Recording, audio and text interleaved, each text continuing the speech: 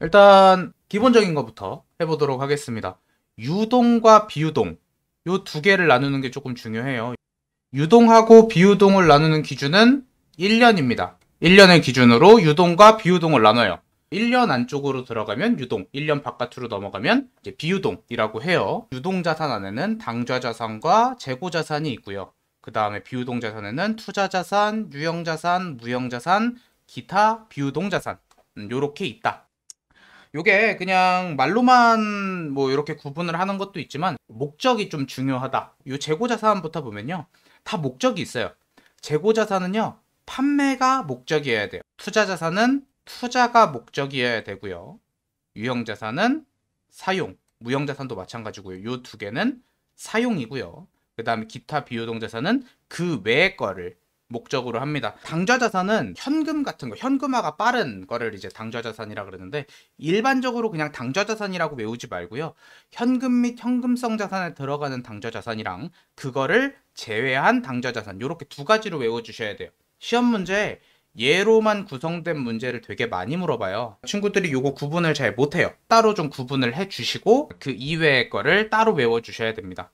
당좌자산이라는 거는 이제 현금화가 가장 빠르다. 요 순서 있잖아요. 당좌자산, 재고자산, 투자자산, 유형자산, 무형자산, 기타 비용자산. 요거 순서가 딱 현금화가 빠른 순서대로 정해져 있는 거예요. 그래서 당좌자산이 현금화가 제일 빠르고 재고자산이 그 다음으로 현금화가 빠르다.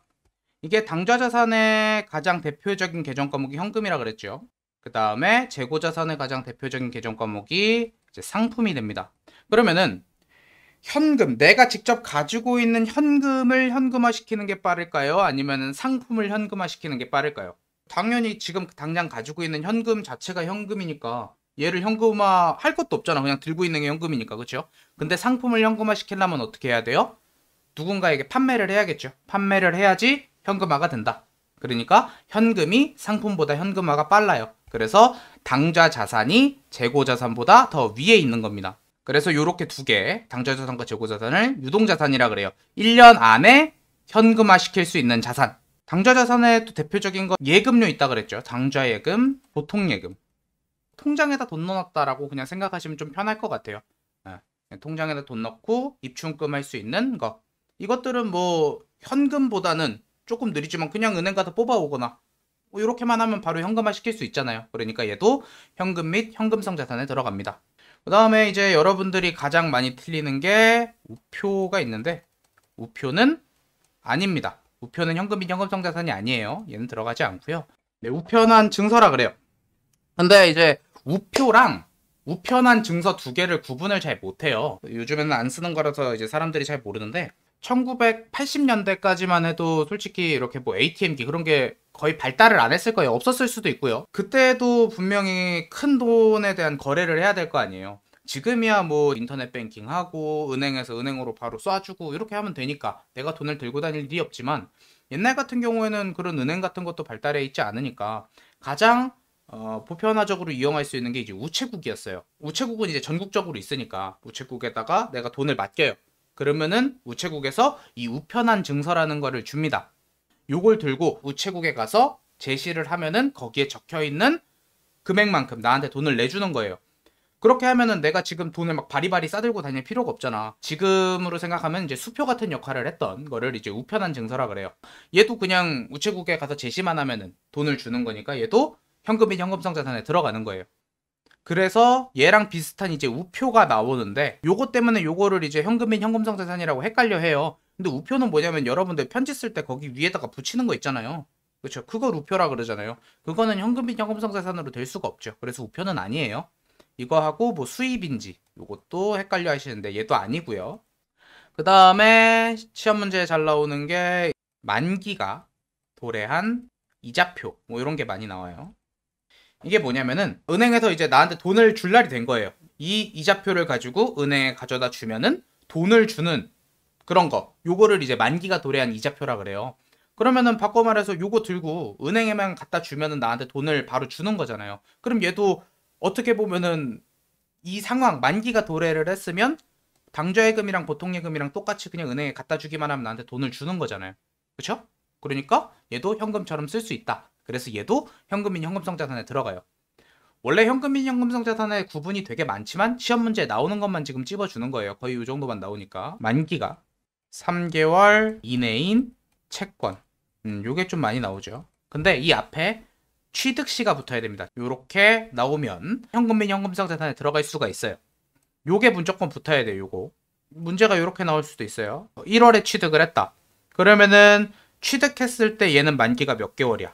6개월이죠. 그럼 얘는 현금 및 현금성 자산이 될 수가 없죠. 근데 내가 얘를 5월에 확인을 한 거예요. 그럼 5월에서 6월까지 지금 2개월 남았죠. 이때 확인을 했을 때는 만기가 2개월밖에 안 남은 채권이 되잖아요. 취득시가 안 붙고 만약에 만기가 3개월 이내인 채권 그리고 얘를 준 다음에 3개월이 안 남았으니까 얘는 현금 및 현금성 자산입니까? 라고 물어볼 수가 있잖아요. 그런데 얘는 일단 취득을 1월에 했기 때문에 절대 현금 및 현금성 자산이 될 수가 없어요. 무조건 취득을 3개월 이내로 해야지만 현금 및 현금성 자산이 될 수 있단 말이죠. 그래서 문제에 계속 나와요. 취득 시에 몇 개월이 남았었나를 문제를 가지고 계속 물어봐요. 그래서 여러분들이 이제 외상 매출금이나 바드러움 같은 거, 뭐 미수금도 그렇고요. 요런 것들 다 채권이죠. 요런 게 나왔을 때 현금 및 현금성 자산이라고 생각하시는 분들이 되게 많은데 얘네 앞에 요런 말이 꼭 붙어야 돼요. 취득 시 3개월 이내. 요런 말이 붙지 않으면은 현금 및 현금성 자산이 될 수가 없습니다. 요거 구분하는 것만으로도 시험 문제에 2문제 이상 나올 수 있어요. 이거는 여러분들이 너무 구분을 못해서 계속 나와요. 계속. 그래서 요거 구분하는 연습을 조금 해야 한다. 그러니까 여러분들이 구분을 할 때 현금, 당좌예금, 보통예금, 우편한 증서, 만기가 도래한 이자표, 그 다음에 취득 시 만기가 3개월 이내인 채권 요 정도만 외워놔도 현금 및 현금성 자산 문제에서는 틀리지 않을 수 있다 라고 생각해 주시면 됩니다. 솔직히 얘가 제일 어려워요. 얘 빼고 나머지는 다 쉬워요. 그 다음에 이제 재고자산 볼게요. 판매를 목적으로 보유하고 있는 거라 그랬죠. 그래서 얘는 그냥 계정 과목만 조금 외워주시면 될 것 같아요. 대표적으로 이제 상품, 제품이 있죠. 요 상품하고 제품의 차이. 상품은 그냥 완성되어 있는 걸 사오는 거고요. 제품은 내가 재료를 가지고 와가지고 물건을 만들어서 파는 거예요. 그러면은 얘를 만들기 위해서는 재료가 필요하죠. 그거를 원재료라고 합니다. 내가 이제 원재료를 가지고 얍 하면은 바로 제품으로 완성되는 게 아니고 뭐 공정 과정을 거쳐가지고 물건을 만들어야겠죠. 그럼 어느 순간 딱 확인했을 때 아직 완성되지 않은 미완성품이 있을 거 아니에요. 그렇죠? 그런 거를 이제 제공품이라고 합니다. 완성품은 아닌데 판매를 할 수 있는 경우가 있어요. 완성품이 아닌데 판매할 수 없는 경우는요, 인형 같은 거라고 생각을 하시면 돼요. 내가 뭐 토끼 인형을 완성해서 파는데 눈을 아직 안 붙였어. 아니면 팔 한 짝을 아직 안 붙였어. 솜을 아직 안 넣었어. 요렇게 하면 아직 팔 수가 없잖아요. 그쵸? 그런 거는 이제 제공품이라고 불러요. 근데 완성되지 않았는데 그냥 판매할 수 있는 경우가 있어요. 뭐 반도체 같은 거. 우리 뭐 유심칩 그것만 있다고 뭐 쓸 수 있는 거 아니잖아요. 우리가 핸드폰에다가 직접 삽입해가지고 쓰는 거잖아요. 그쵸? 아직 완성되지 않았는데 판매할 수 있는 거. 요런 거를 이제 반제품이라고 합니다. 요 정도만 알아주시면 될 것 같아요. 뭐 재고자산은 계정 과목에 대해서는 그렇게 많이 나오지 않으니까. 비유동자산으로 넘어가 볼게요. 비유동자산. 계정 과목은 이제 비유동자산이 좀 중요하죠. 투자자산, 유형자산, 무형자산, 기타 비유동자산 요렇게 설명이 돼 있어요.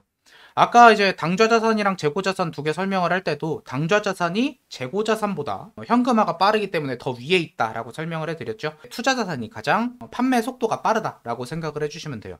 자, 투자자산 목적이 뭐예요? 투자를 목적으로 한다라고 했어요. 유형자산이랑 무형자산은 사용을 목적으로 한다라고 했어요. 이게 무슨 차이냐면요, 투자라는 거는요 내가 지금 쓰고 있지 않은 거예요. 그러니까 내가 이제 회사에서 돈을 벌어가지고 정기적금으로 예금을 넣거나 투기를 위해서 이제 건물을 사건 다른 데다 돈을 굴리려고 투자를 한 거란 말이에요. 이런 거를 투자자산이라 그러고, 유형자산은 내가 직접 사용을 하고 있는 거예요. 사용을 하려고 산 거예요. 그러면은 투자를 한 걸 빼는 게 빠를까요? 아니면 내가 쓰고 있는 걸 빼는 게 빠를까요? 내가 쓰고 있는 걸 빼려면 내 그 사용을 멈춰야 돼요. 사용을 멈추고 다른 대처 방안을 구해서 대처 방안을 실행한 다음에 내가 쓰고 있는 걸 팔아야 된단 말이에요. 근데 투자자산은 뭐야? 그냥 내가 투자한 거 회수만 하면 되잖아. 그렇죠? 그러니까 투자자산을 현금화 시키는 게 유형자산, 무형자산보다 훨씬 빠르다는 소리죠. 그래서 투자자산이 비유동자산 중에선 제일 위에 있는 거예요. 그 다음에 유형자산, 무형자산인데 솔직히 말해서 그냥 건물 같은 거를 처분하는 게 빠르지 회사에 대한 소프트웨어를 처분하는 건 좀 더 어려울 수도 있어요. 근데 요건 뭐 옛날 기준이니까. 하지만 우리가 간단하게 생각을 해봤을 때 형체가 없는 것보다는 형체 있는 거를 판매하기가 조금 더 쉽다라고 생각을 해주시면 될 것 같아요. 그래서 유형자산이 무형자산보다 더 위에 있다. 그러면은 기타 비유동자산은 뭐냐면은 아까 말했죠. 목적이 있어야 된다고. 근데 얘는 목적이 없어요. 뭐 아예 목적이 없는 건 아닌데 간단하게 말해서 내 의지가 없다라고 생각을 해주시면 돼요. 상대방한테 이제 물건을 팔았어요. 돈을 나중에 받기로 했어요. 이런 거를 이제 매출 채권이라 그러죠. 내가 돈을 나중에 달라 그런 게 아니야. 근데 걔가 지금 당장 돈을 주기가 어렵다고 한 1년 뒤에 돈을 주겠대요. 그럼 이건 내 의지가 없잖아. 투자를 목적으로 걔한테 나중에 받는 것도 아니고 내가 쓰려고 한 것도 아니고 그쪽에서 나한테 양해를 구한 거잖아요. 내 의지가 들어가 있지 않은 것 이런 거를 기타 비유동자산이라 그래요. 장기 매출 채권, 부도가 났다. 그래서 부도어음과 수표 이런 것들이 있고요. 여러분들이 이제 나중에 집 구할 때 보면은 월세 말고 이제 보증금 같은 걸 내요. 월세는 이제 다달이 내는 거지만 보증금은 이 집을 내가 사용할 때 보증을 해주는 보증 대신 이제 금액을 준 건데 함부로 이제 뺄 수가 없어. 왜? 그 돈을 뺀다는 건 내 이 집을 안 쓰겠다는 소리잖아요. 그렇죠? 이것도 내 의지가 없는 거야. 어쩔 수 없이 들어간 거잖아요. 그렇죠? 그런 것들도 이제 기타 비유동자산에 들어간다. 이제 투자자산 쪽에 보면은 투자자산의 대표적인 거는 이제 증권류라고 생각을 하시면 돼요. 단기 매매 증권, 매도 가능 증권, 만기 보유 증권, 뭐 지분법 적용 뭐 이렇게까지 들어가는데 뭐 크게 이렇게 4가지 정도로 나눌 수가 있을 것 같아요. 주식이라고 치면요. 대부분의 주식은 이제 투자자산에 들어갑니다. 유일하게 하나 안 들어가는 게 있어요. 여기 단기 매매 증권이라고 있죠. 얘는 투자자산에 들어갈 수가 없어요. 왜? 앞에 단기가 붙었기 때문에요. 아까 맨 처음에 설명할 때 말씀드렸죠. 유동하고 비유동을 나누는 기준은 1년을 기준으로 한다 그랬어요. 근데 1년을 기준으로 하는 게 하나가 더 있어요. 그렇죠? 장기하고 단기가 있습니다. 그럼 아무리 주식이라 그래도 앞에 단기가 붙어 있으면은 비유동자산에 들어갈 수가 없잖아요. 유동자산에 들어갈 수밖에 없단 말이야. 유동자산에 들어가야겠지. 그 중에서 어디? 당좌자산에 들어간다. 이 중에서 이 단기 매매 증권의 만기가 3개월 이내다 라고 하면 현금인 현금성 자산에, 아니다 라고 하면 그 외에 당좌자산에 들어가면 된다 라고 생각을 해주시면 되겠습니다. 그거를 제외한 나머지 요 3개 요게 이제 투자자산에 들어간다. 장기 대여금하고 투자 부동산 요렇게 있습니다. 요렇게 뭐 알아주시면 되고요. 그 다음에 유형자산 종류 간단하게 보면요. 유형자산에는 형태가 있는 것, 토지, 건물, 기계장치, 차량 운반구, 비품, 건설 중인 자산 뭐 이렇게 나눌 수 있습니다. 그 다음 무형자산. 무형자산에 잘 나오는 거 영업권 하고요. 상표권, 뭐 개발비, 소프트웨어 이런 것들 많이 나오네요. 상표권하고 상품권은 다른 겁니다. 상품권은 여러분들 그 백화점 상품권 할 때 그런 상품권 그런 거 말하는 거고요. 그다음 상표권은 그 진짜 말 그대로 상표 있죠. 뭐 LG면 LG, 뭐 다른 뭐 기타 상표들 있죠. 그런 것들을 상표권이라 그러는 거예요. 그거 알아두셔야 돼요. 그 다음에 기타 비유동자산은 이제 임차보증금 정도만 알아주시면 될 것 같고요. 장기 붙은 것들 이렇게 알아주시면 됩니다. 근데 이제 유일하게 장기 대여금만 여기 있죠. 미수금 같은 건 다 밑에 있어요. 이게 왜 그럴까? 자, 대여금이라는 거는 남한테 돈을 빌려주는 거예요. 여기 장기 외상 매출금이랑 장기 받으러옴, 장기 미수금. 장기 외상 매출금 내가 나중에 받으려고 장기된 거 아니죠. 그렇죠? 장기 받으러옴도 그쪽에서 나중에 주겠다고 하니까 장기가 된 거예요. 내가 뭐 굳이 걔한테 야 그거 뭐 나중에 줘도 돼. 굳이 그렇게 할 필요 없잖아요. 걔가 돈 줄 수 있으면 내가 받으면 되니까. 장기 미수금도 마찬가지고 내 의지가 있는 게 아니고 그쪽 의지가 있기 때문에 기타 비유동 자산이 된 거죠. 근데 대여금은 뭐냐면요. 대여금 내가 남한테 돈을 빌려준 거예요. 내 의지를 가지고. 왜? 이자를 받으려고 하는 거예요. 여기 말하는 이 장기 금융상품 있죠. 요게 이제 여러분들이 생각하는 정기예금, 정기적금 같은 거예요. 우리 정기예금이랑 정기적금 왜 들어? 이자 받으려고 드는 거잖아요. 그렇죠? 얘도 똑같아요. 장기 대여금은 내 의지를 가지고 남한테 돈을 빌려준 거야. 빌려주고 이자를 받기 위해서 빌려준 거죠. 그렇기 때문에 장기 대여금은 투자자산에 들어가요. 그 다음에 기타 비유동자산에 이제 장기 외상 매출금, 장기 받들어움, 장기 미수금 이렇게 들어가는 건 얘네는 의지가 없기 때문이고요. 그다음 마지막으로 투자 부동산에 대해서 간단하게 설명만 하고 이번 시간은 좀 마치도록 할게요. 투자 부동산이라는 거는 투자를 위해서 부동산을 산 거예요. 그냥 말 그대로예요. 투자를 위해서 부동산을 산 거야. 땅이나 건물 같은 거. 근데 우리 유형자산의 계정 과목이 있어요. 땅 샀을 때 우리 유형자산에서 우리 쓰는 계정 과목이 있죠. 토지라고 하죠. 요거는요, 내가 사용하려고 쓰는 계정 과목입니다. 근데 토지를 전문적으로 판매하는 사람이에요. 내 주 목적이 판매야. 그러면은 그때는 재고자산이 되겠죠. 왜? 목적이 판매가 됐으니까요. 이때는 상품이 됩니다. 왜? 목적이 판매가 됐으니까. 투자를 목적으로 살 수도 있죠. 그러면 그때는 투자자산에 들어가야 되잖아요. 그렇죠? 그럴 때는 투자 부동산이 됩니다. 투자 목적. 그러니까 어떤 걸 목적으로 하는지가 굉장히 중요해요. 여러분들 땅만 나오면 다 토지라고 쓰시는 경우가 되게 많은데 어떤 걸 목적으로 갖고 있냐에 따라서 계정 과목이 막 바뀐다. 이 정도는 알아주셔야 된다.